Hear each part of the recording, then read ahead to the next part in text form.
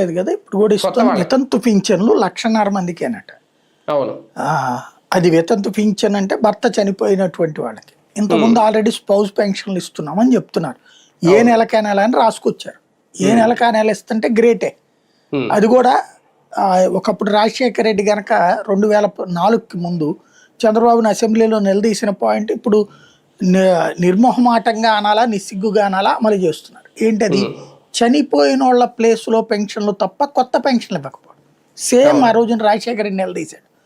మేమైతే ఎంతమంది ఉంటే అంతమంది అర్హులకి ఇచ్చామయ్యా, నువ్వేమో ఇట్లానే. తర్వాత తను సీఎం అయిన తర్వాత ఆ ప్రశ్న కూడా గుర్తుకు చేశాడు. నేను మిమ్మల్ని అడిగింది ఆ రోజున ఇదే.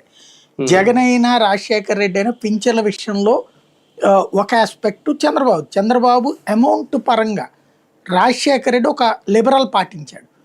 అంతకుముందు తెలుగుదేశం అధికారంలో ఉన్నప్పుడు 75 రూపాయల పెన్షన్, ఎన్టీ రామారావు బతికున్నప్పుడు పెట్టినటువంటి 30 రూపాయల పెన్షన్, దాన్ని 75 రూపాయలు చేసిన చంద్రబాబు నాయుడు నేను గొప్పవాడిని అన్నటువంటిది ఆయన 10 సంవత్సరాలు అదే కొనసాగింది. 9 సంవత్సరాలు ఆయన సీఎంగా ఉన్నప్పుడు 75 ఫస్ట్లో పెంచాడు.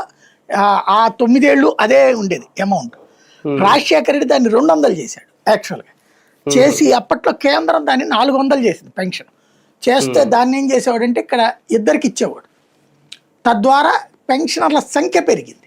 అంటే 400 రూపాయలు 200 చొప్పున ఇచ్చేటప్పటికి సంఖ్య పెరిగింది. అందుకే